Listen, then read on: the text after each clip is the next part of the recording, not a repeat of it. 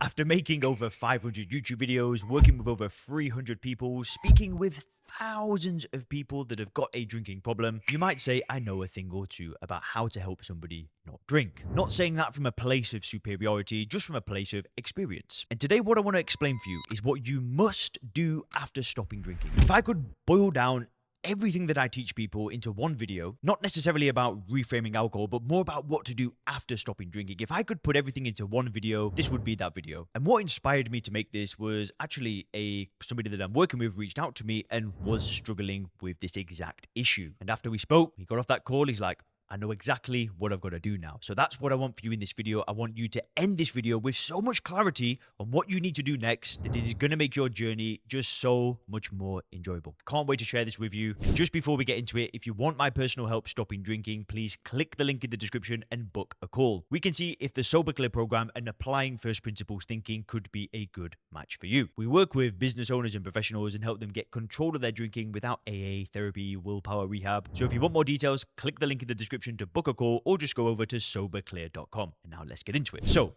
one thing that will happen after you get rid of alcohol from your life is you will get clarity. I mean, pretty much every single person that I've spoken to that stopped drinking alcohol says, yeah, this clarity comes back. I'm able to think clearly. I'm able to see things clearly, which can be a benefit, but it also can be something different. What will happen as a result of that clarity is one of two things. The first thing is you think, great, I've got clarity. I can do all this awesome stuff now. I could get healthy again. I can start a business. I could be better in my family. I could do all these amazing things. And now I can see it all so clear. The path is so clear. That's the first thing. Now, on the other side of the equation is the clarity can come in. We can look at ourselves in the mirror and see the person that we don't want to be looking back at us. A little bit fat, bloodshot eyes, bags under the eyes, skin's not really alive. Maybe our kids, the relationship that we've got with our kids isn't the way that we want it to be. Maybe we look at our career and think, damn, I've just been stagnating for years. Guess what can happen as a result of that clarity and not drinking alcohol? Well, sure, you could feel great and excited, but also you could feel extreme amounts of pain. And here's the thing. For years, what we do when we drink alcohol is we look at our life. We might not be that happy with it. It might be okay. It might not be falling to pieces, but then we drink. And then it's all of a sudden it's fine. It's like, who cares? We can spend decades escaping. And then there's people like me that are saying, oh, you stop drinking alcohol, all your problems are going to go away. You're going to feel great. You're going to feel amazing. But then something different happens. You stop drinking and you're like, well, damn, I am not happy with this situation. And it can almost exacerbate things for a period.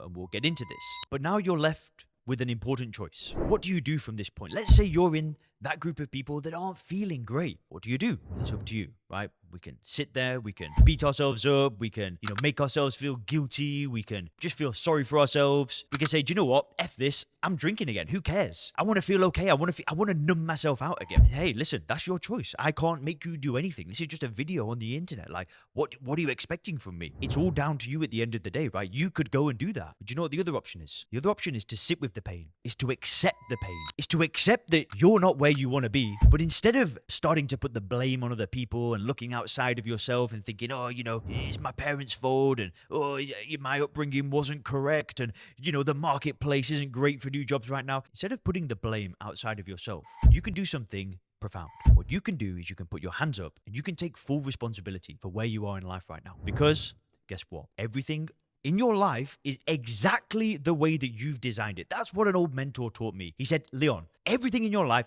is exactly the way that you've designed it. You're in this situation because you put yourself there. Nobody else is to blame. You are to blame for everything in your life. And man, I got told this just when I stopped drinking alcohol, and it made me feel sick. I thought, he's right. But you know what that gave me? That gave me the power. That gave me the power to change. That gave me permission to say, yeah, do you know what? It is all my fault, but that means that I can change it. I could look at my situation and say, do you know what? I'm not happy, but I could design something that might not come to fruition straight away. I might need to apply patience. Yeah, for 10 years, I'm not used to being patient, right? I'm used to feeling a certain way, taking a drug to get rid of the feeling. But instead, I had to sit with the pain, I had to sit with the discomfort, and I had to fix things. And that should give you immense amount of personal power. You should feel great about that. Instead of just beating yourself up and feeling sorry for yourself, you can give yourself permission to change things, permission to grow. And if you're not feeling good, That's okay. You know, I have a friend, and I remember we were going for a walk. We were in Koh Samui, and we went to, actually, no, we were in Koh Phangan. So it's an island near Koh Samui.